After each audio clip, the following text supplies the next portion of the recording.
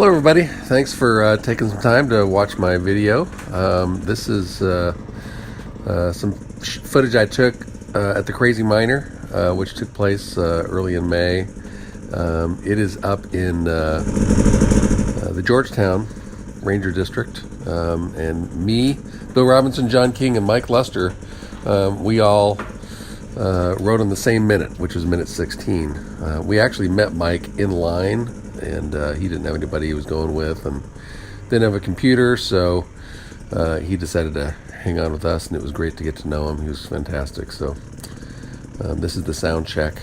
I'll let you kind of watch this. Good?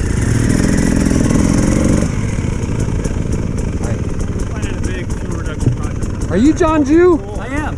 I'm Alan Bell, friend of Ben's. Oh, are you? So we ride together all the time. I've heard a lot about you, but I never met you. Yeah, we miss Ben. Yeah. Well, good to meet you. Today. Thank you. So I'd never met John before. Heard a lot about him. He's Ben's old boss when Ben worked up here, and so it was nice to meet him finally. He's kind of in charge of the riding area, the Rock Creek OHV area. So they definitely have a presence at all these events. This is where we line up for the start of the race. We're the 16th group off, theoretically, and so we're just trying to find our way in line, and I obviously cut forward to the start, and we started on the 16th minute. Bill actually bought a computer, same thing as mine, and so he was off to the races, kind of doing his own thing until he found out that it didn't work, probably 4 miles down the trail. So this is a pretty long loop, so I obviously cut a lot of stuff out, just trying to make it a little more interesting. This is a long enough video as it is, and so right around 20 minutes. So I just tried to get some of the more interesting parts. I only filmed the first loop, which was about 50-60 miles, somewhere right in there. I'm not exactly, let's see. Yeah, it's right around, I think each loop was 33 miles, so the whole race was 66 or something like that. And so there's just a lot of, in the first lap especially, there's a lot of people that we're kind of waiting on, This is a family enduro. It is not a full bore competitive AMA enduro. This is going to be a little easier. Right here I'm stopping and marking a mileage point. You can see 2.9 miles, so my trip meter's got to agree to that, or I'm going to be off time. And this is where Bill kind of realizes he's not working properly. I don't know. My clock started. I don't know what did I do wrong? I don't know. Is it not? Maybe it's not picking it up off the wheel. Maybe not. That last comment, I think, is probably what happened. I don't think his front wheel pickup was working. I think he had a bad wire right at the head unit. I'm showing you this. This is really slow going, but there's a lot of this in this family enduro, especially in the first loop, where you're just poking along really slow because that is the pace that you're supposed to be doing. An enduro is a little bit different in that, you get a route sheet and it says, okay, between mile 0 and 5, you have to average 12 miles an hour, and then from 5 to 7, you have to average 20 miles an hour. And so there's a place on the loop that you're supposed to be at all times, and that's the point of the whole thing. They have checkpoints to try to catch you off your minute, off your time throughout the course. And you don't know where those are. And so you basically just have to crawl around because you don't know if, generally speaking, around the next corner, they're going to be a check mark or not. With a computer, you can sometimes tell where there's possible checkpoints coming up, because they can technically only put checkpoints at certain places based on some weird mathematical formula in the rules. But I am poking along. We're right at the top of our minute, where if I go too much faster, I'm going to be ahead. But obviously a lot of people are passing us, and so either they don't have computers or they're behind us anyway. But there is a lot of people that pass us throughout the time. And if you look at the score sheet later, there are a lot of people that burned a lot of checks, and getting to checkpoints early is worse than getting there too late. The way the scoring works is if you're early 1 minute, it's a 2-point penalty, and if you're early in the second minute, it's a 5-point penalty every minute after that. So you don't want to be super early, and some of these guys are really early at some of these checkpoints.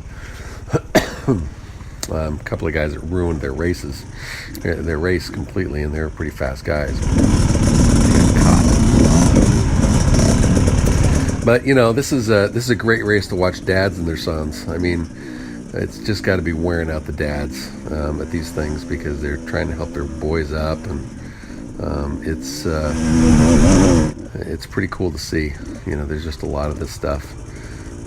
Popped in behind this little kid, and we were actually doing okay time-wise, but then it didn't look like he was going to start it right away, so I decided I better hop out of there and get around him before I got too far behind, because I'm trying to stay close. We're quite a few miles in at this point, and I haven't seen a checkpoint yet.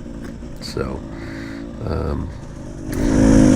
and as it turned out, the first checkpoint wasn't until well into the... watch this. I don't know if you saw that, but the whole first part of this video, the camera was looking way too low, and I hit a branch right through that manzanita, and it popped out. Popped up where it should have been. And so the camera position is way better now. This is actually under my visor. And so it's a good camera position, but I had a very weak mount on it. So this is the Flume Trail. And we got caught in some traffic here, and I was on time until I got behind this group. And I don't know what they got caught in, but somebody fell or something, and there's a big mud puddle up here that comes up, and so I'm losing time, and it kind of makes you panic a little bit. You need to get around some folks, and there's not much in the way of passing here. It's pretty tough to find. But one of the real interesting parts, if you look through this mud puddle, there's a 5-mile marker on the tree right there. And that's where I'm supposed to be adjusting my computer to 5 miles. And so I'm trying to catch up to this gal in front of me and change my odometer and get through the mud puddle all at the same time, you know, because you have to constantly adjust your mileage when you're on these enduros to make sure you're on track, and so that you know whether you're really ahead or behind, because if your mileage gets off, then you really don't know where you are. so anyhow, following these riders through here, I don't know what minute these guys were on, but I was behind at this point, and I needed to get around, and so I was looking for some opportunities. That's not going to work, but you got to do what you got to do sometimes.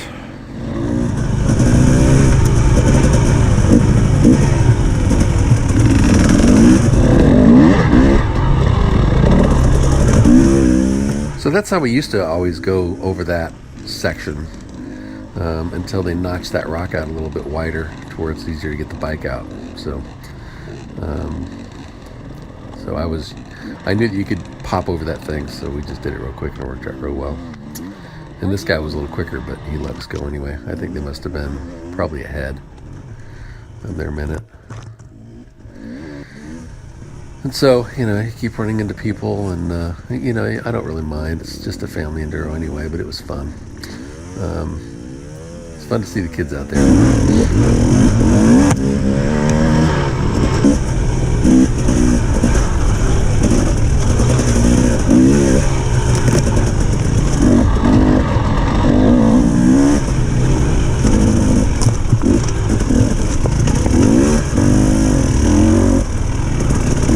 And I'm recording this part of the trail just because it's one of my favorite parts of the Flume Trail. It's just pretty through here, very unique. You got to watch your feet because these rocks will come out and snag it if you're kind of offline. But it is really a very pretty part of the trail, and I like going through there. And I did catch up to a couple of guys toward the tail end of it, and I'm still a little bit behind trying to catch up.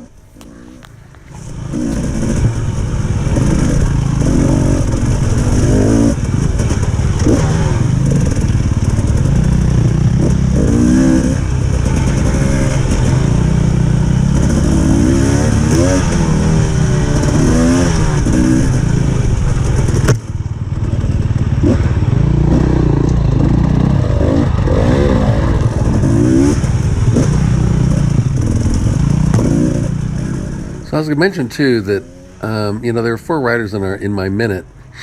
I was the only guy with a functional computer, so I was always in the front, and I felt bad for the guys behind me because Bill's quicker than me, so he could go faster than me when we're behind usually. But if he jumped in front of me, then and the speed changes, then we're going to be in trouble. He'd be in trouble because he'd be early, so he pretty much locked himself behind me the whole day, and somehow we tied exactly. Okay, this is the bailout trail, and my video goes up that I've got on YouTube. So this is the other part of that trail that you haven't seen, at least on my videos. This shows the way the trail is now. This part is all the same. It's been the same for years. Pretty steep drop off to the left, fairly tight, but not too bad. But you get into this section that used to be really rough right in here. It used to be pretty tough. I saw one of our guys go down that one time. He fell off to the left. He didn't die, but he snagged a bush and punctured his radiator. So pretty tough section, but now it's like a freeway. It's not even tough. And I think we're kind of coming up on our first checkpoint here pretty quick. Yeah, right around this corner, because I didn't know it was coming. But this is check 1. Check the computer, make sure that I'm not early. You always check the clock. We were right on time. So, and then afterwards, you always check the mileage to make sure that you agree. I keep forgetting to mark the checkpoints, which means you basically tell the computer you're at a checkpoint, and then it eliminates all the possibles for the next 3 miles. So just a half mile down the road, this was the first sizable break of about 15 minutes, and so they also had a reset, which meant that they moved the mileage forward, which means that you can have a checkpoint within the 3 mile mark, which they did. And that caught a lot of people early because they blew through this break, and they just kept going. And so we're just plugging along really slow on the road. A lot of people are passing me. Then they see that my minute is probably earlier than theirs, and they're passing me. And there it is. There's check number 2. So it caught a lot of guys early, but we zeroed this one, which was really cool. I'm just making sure. I always want to check their clock to make sure that I'm not crossing that line before. And as long as you don't put your feet down, you're still on the course. You can't turn around, or they'll mark you as being stopped. So, but that's the goal, is to make sure that you're where you're supposed to be at all times, and that you don't get caught at a check before you're supposed to be there or after you're supposed to be there. So it's a very unique thing, and that computer does a real good job. If you see it, there's a number on the top right that I focus on most, and if that number is flashing, that means I'm early, and the number is how early I am. And if it's not flashing, that means I'm late. So see this kid throwing the leg around over his bike right here? He takes off, and then probably his older brother is waiting for him. We're all waiting for him.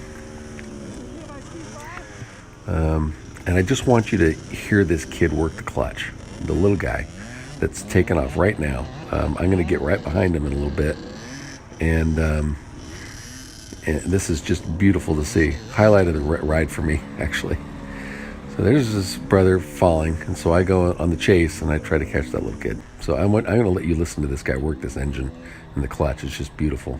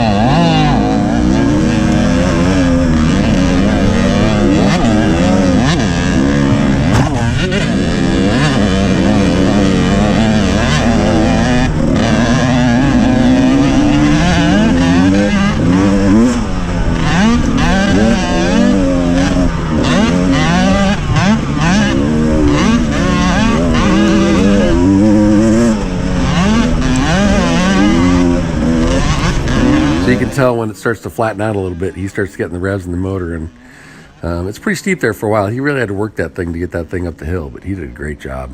And he's a fast little kid. He did really well. I was very impressed. He was riding that thing, man. He was ringing it out. I think he was trying to lose me. Of course, I'm on a 300. He's probably on a 60 or something like that. But yeah, he's a good guy. So this is mile marker 25. So I'm, with my left thumb, I'm adjusting the mileage to make sure I agree.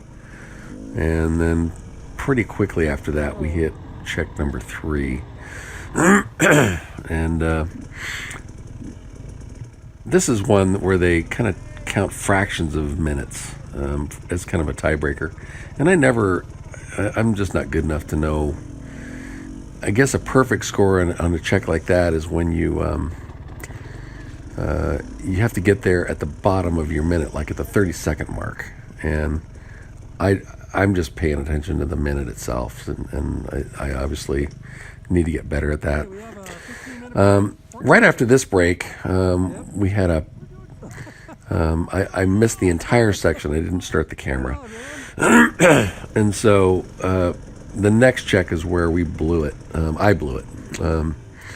I got there early. That was a reset at Bald Mountain, and so I didn't realize that, and I got about 14 seconds ahead. Came around the corner, and there was the check right there, and I could not stop. I couldn't balance long enough, and I was early by a minute, so I lost 2 points. And if I hadn't done that, I would have placed better in both my class and in my and in the overall.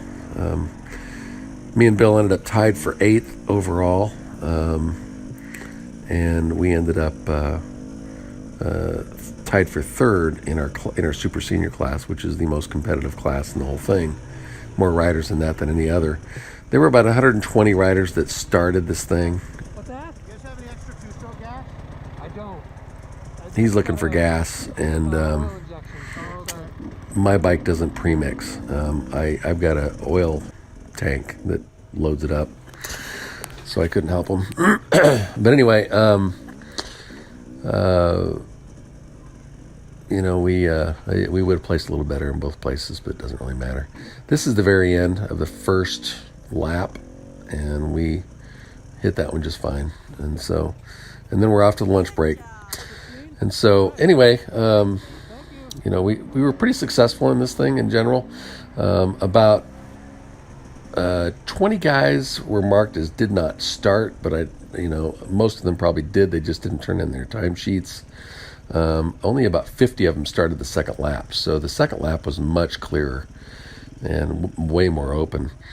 Here are here's the overall score. You can see that we had 2 guys in front of us in our class that finished in front. I would have beat that Gino guy. Sorry about the blurry image. I don't know why it's so blurry. But you can see the 2 score on the 4th check is what got us. That's where That's where we really lost some points in our class. This, I think, is interesting because this is the class up above us, you know, the Bs, and we would have been tied for first. Me and Bill had been in that class. Those two guys blew the second check big time. They were way early, and so it's very interesting to watch some of the other scores or look at them. There's some guys that just look like they raced the whole thing from start to finish, and one guy got disqualified after, I think, the third check because he was too early. And once you get too early, then they just DQ you after that. And he rode the entire thing. They just didn't score anything for him after the second check. And the guy that only did, half the race, he got first place in his class. So you just never know.